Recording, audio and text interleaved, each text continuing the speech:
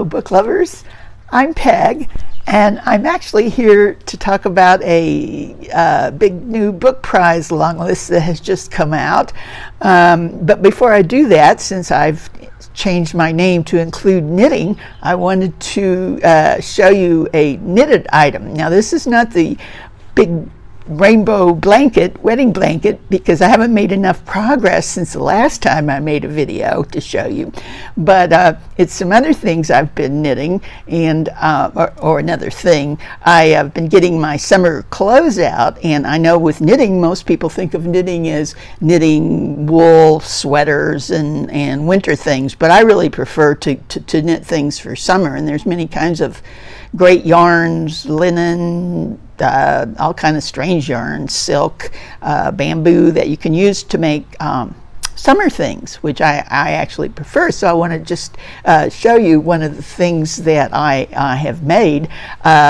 I made a skirt, which I'll show you in a minute. Where'd it go? Okay. Anyway, on the idea of an artist called MONDRIAAN, which you probably have heard of. He was a Dutch painter in the early 20th century, and he was really one of the pioneers of abstract art, and a lot of his works just involved like three primary colors in geometric forms, plus gray, black, and white. And here's probably his most famous composition that people have said. And I decided I wanted to have a arty MONDRIAAN skirt. Now, I did cheat a little bit. If you notice, he only uses the prime colors, red, blue, and yellow, and I just really needed to add one of my favorite colors, which is green. So here's my finished work of my MONDRIAAN skirt. Now, this picture I use as I guess you call it avatar, so if I ever write on it, or if you see my channel, you'll probably see this picture, though you can only see the really top of the skirt. So I thought I'd share the rest of it. Maybe I'll even put this on the thumbnail, and you can see it there. But I have really gotten a lot of fun out of wearing this. If I ever get invited to a art opening, I'll definitely, at an art gallery, I'll definitely wear that. I actually brought it out here for you to see, so you would see the whole thing. Anyway, I'll be wearing that soon. Okay, so enough about knitting. I'm here to talk about the DAGGER Awards that the long lists were announced in England just the other night, or day, actually, it was day here.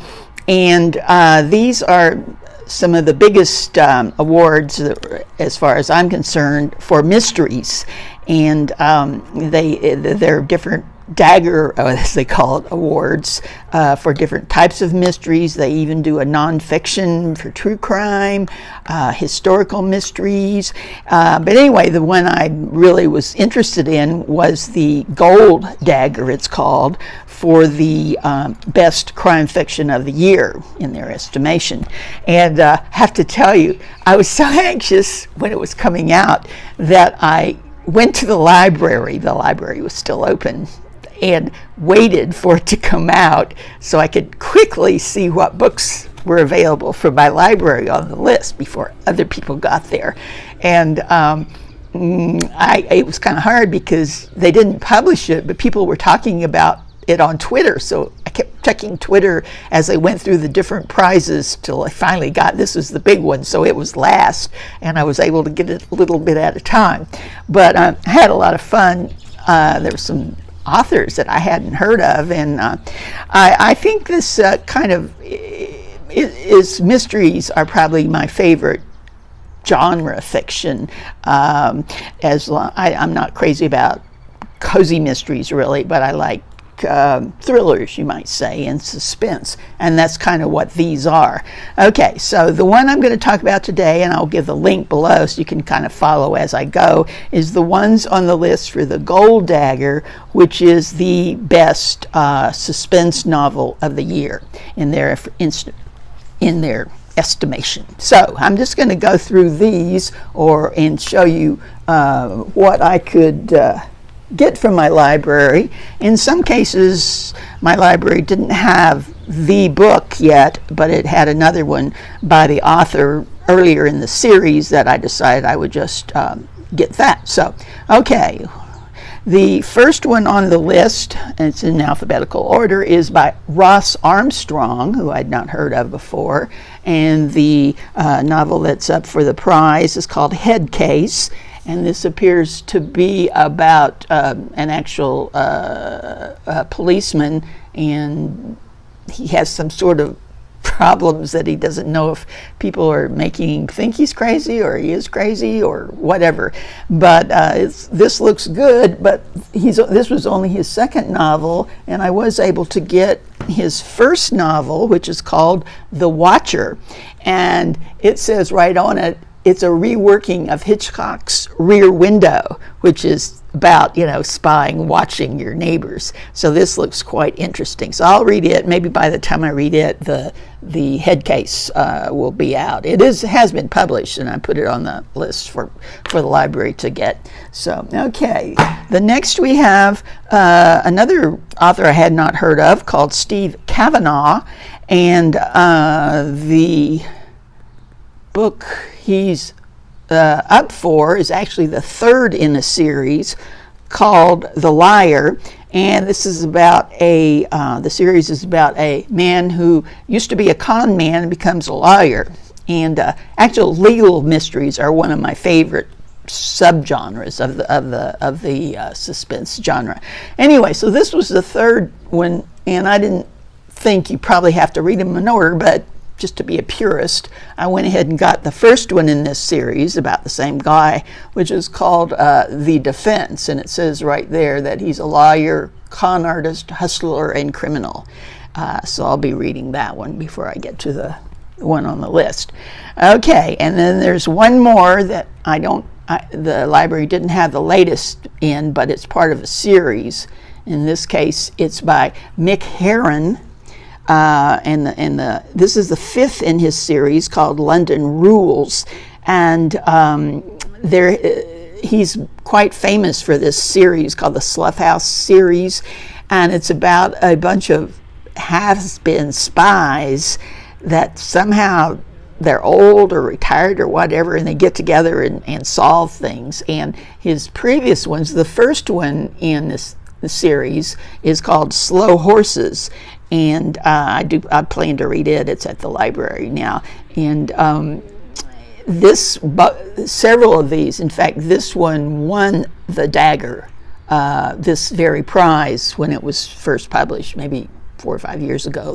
As I said, the fifth one has been published now, so I'll read at least the start of this, and then maybe skip over the fifth one. I don't know. We'll see. Okay, now the rest I actually have for the main part, so I'll just quickly go through those. This porch is filled with books. Okay, the next one is by Laura Lippman. It's called Sunburn. Laura Lippman is one of my favorite mystery writers. All of hers are set in Baltimore or around there in Maryland, which is near to where I live now, and I've been there many times, which is always fun to be able to imagine the setting. And this, she does have a detective series, but this seems to be a standalone with just a suspense going on. It says here, modern noir at its best. I like noir. If it says noir, I know I'm going to like it. Okay, so that's one. And another one by a very famous author, Dennis Lehane, who did Mystic River and many others that have won great acclaim. And this one's called Since We Fell, and it evidently has to do with a woman who's had a nervous breakdown, is not able to leave her house, but she suspects something that's going on, and she's not sure if she's crazy or really is or whatever, so that sounds kind of good. Okay, and then we have Bluebird by Attica Locke. And this, she's written several others that take place in East Texas, and it definitely has a lot of feel of the East Texas vibe.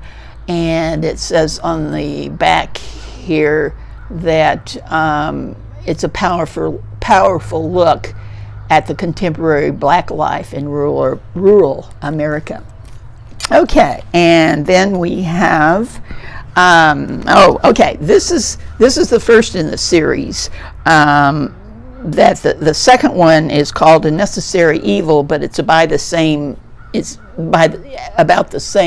guy. So I thought I'd read this first one, and it takes place in India. It's a historical mystery. It's also on the historical mystery list, and it's introducing Sam Wyndham, who I believe is an Englishman who goes to India and solves crimes there. I really like books about India, so I'll enjoy that one. Let's see here.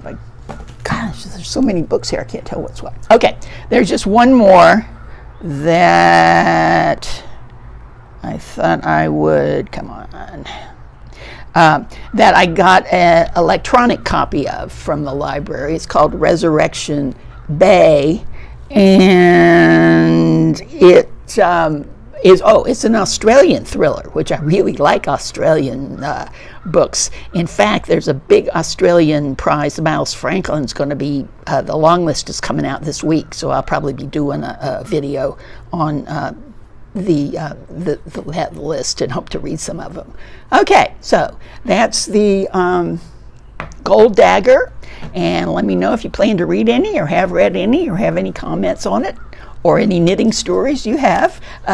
Okay, talk to you later. Bye.